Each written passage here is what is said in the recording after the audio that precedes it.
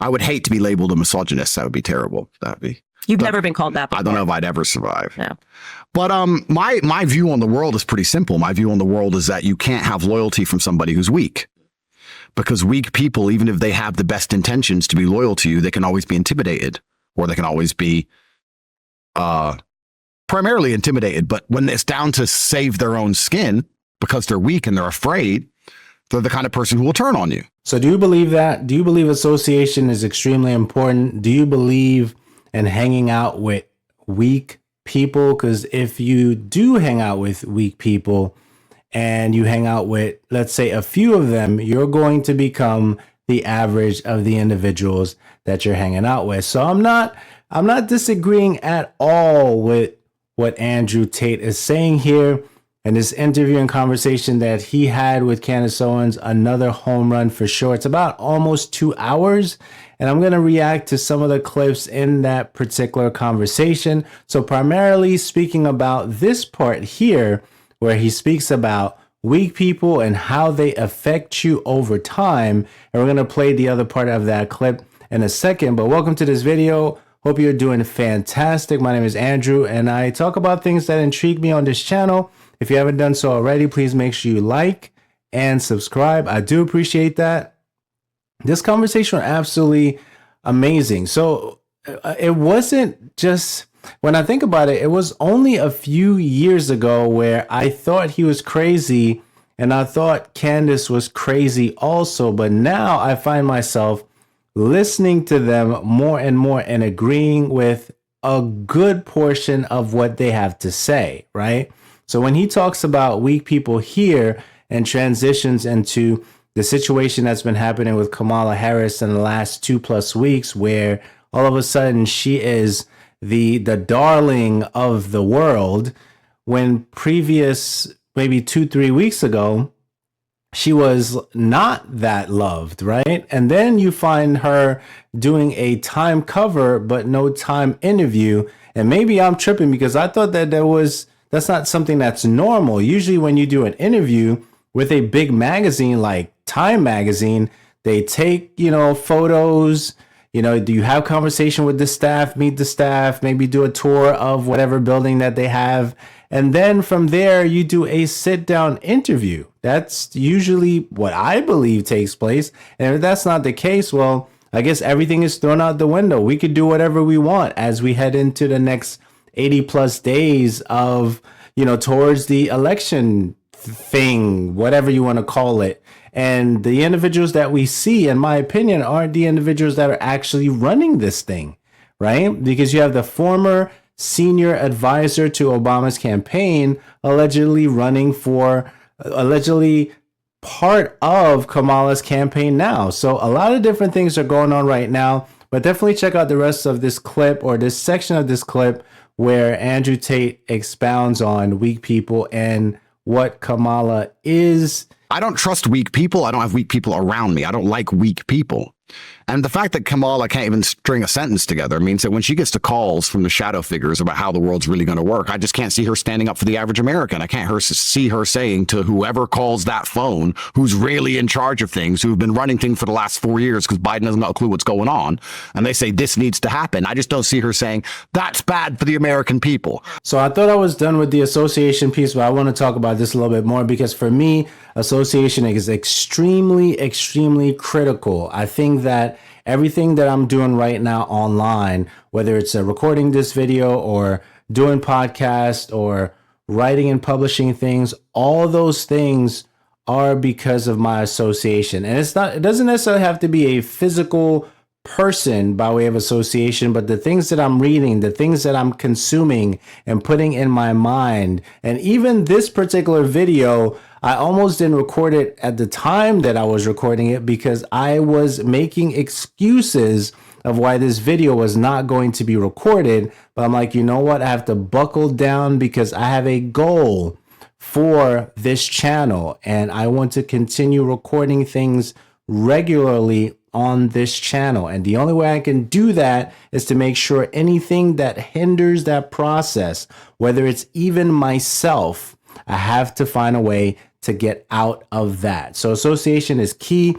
I tell my friends and family all the time, hey, you just have to be careful who you're spending your time with. If they're not motivating you, if they're not leveling you up, or you're not leveling up at all, you should change your association. So I find that is key for my life, and I'm sure it's key for yours. So if the people you are spending time with are not uplifting you, giving you tools to grow, and of course there's an exchange in that community as well, right? You should provide value to that community as well. But if nobody's leveling up and they want you to stay where you are, like the crabs in the barrel situation, you have to run and get out immediately. The next thing I want to talk about that caught my attention in this conversation is when Candace and Andrew Tate, when they were speaking about Trump changing. He's not the same Trump back in 2015. And you could see things have changed, not only because of the assassination attempt situation, but just the way he's speaking to the public is just a different Trump. It's almost like, and I do agree, even in the conversation, when you check out the interviews, it's almost like there was an agreement to be a certain way to get certain things done, maybe for him personally and his family. But it's just a different conversation. Take a listen to this part. I'm a fan of Trump. Obviously, I hope he wins. My view on it, if I had to guess, and of course I have no data to back this up, I've just been around. Trump ran with a scorched earth policy, and he got into power, and they tried the whole Russiagate garbage. And I think Trump actually, in many ways, was very soft in his first administration, and he believed to a degree he could reason with these savages. And he thought that, I should put Hillary in jail. I should do these things, but they'll take Trump Tower off me, and they'll hit me with endless lawfare, and it's going to be a mess. And I built this whole conglomerate of real estate and money, and I'm still American, and my kids live here. And if you really declare war with the deep state on that level, my children are going to end up in trouble. And there's a whole bunch to consider. So he tried to be nice to them, and then he realized that doesn't work. I'm still praying for a Trump victory. I still think he's going to be the best president. I still think he's going to do his very best. I just feel like somewhere along the line, something has been agreed to prevent post-presidency or post-death for his empire and for his children. There seems to be some kind of deal somewhere. Again, I have no data on this. I've just been around. I do believe something has changed ever since 2015. The way Trump is having conversations and the things that he's sharing and how he's sharing them, something changed. There's probably an agreement there, especially with all the money that he's been getting for his campaign. I do believe something has changed for sure. And last but not least, and I want to bet on this, but I'm not a betting man, okay?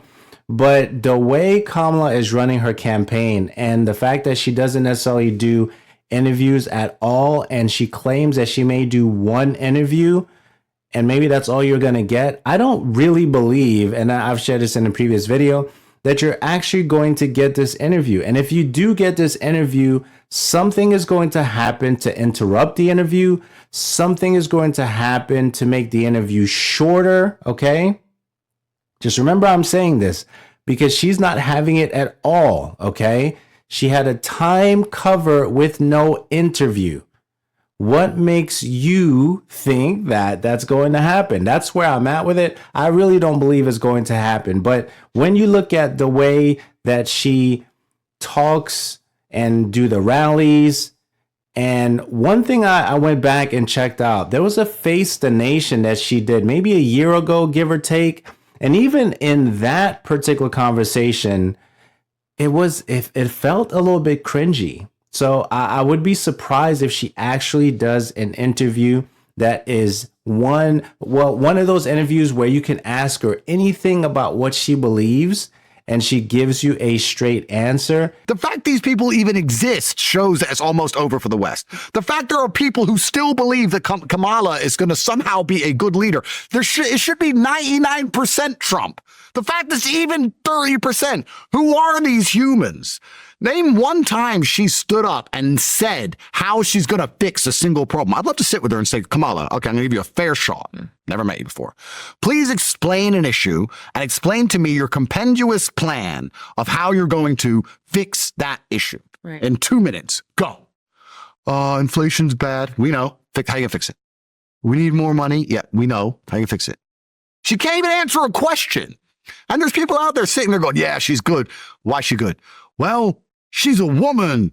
Bro, it's so over. And this is what I'm saying. I do not believe that Kamala Harris is built for facing the nation and answering questions. I don't think she's built for it. Well, you might say, well, that's kind of mean. Is it because she's a woman? No, I would actually rather Candace Owens do it, because she can handle the pressure to answer some of these questions based on what she's been through the last year and a half, or maybe 2 years. It feels like forever that she's been going through that particular process with previous, places that she used to be at, how every single newspaper went after her. And she kind of like, she's a New Yorker. So, I mean, I'm not surprised that, she triumphs. We're built different as New Yorkers. So I would actually pick Candace over Kamala, if you ask me, in terms of going in the trenches, quote unquote, and answering the tough questions and actually having something to say about something when you're asked that particular question. I would pick Candace all day, every day. But again, like we've said, this is propaganda, and I've shared with you before, this is a game of House of Cards. And by the way, the new merch, House of Cards, is now available. I'm not calling it that, but the link will be in the description below. It is a House of Cards, but that's not the name of the merch. But definitely check that out. Link in the description below. And if you enjoyed this video, please make sure you like it. Definitely check out the full conversation with Andrew Tate and Candace over here. And also make sure you subscribe over here. And until next time, take care.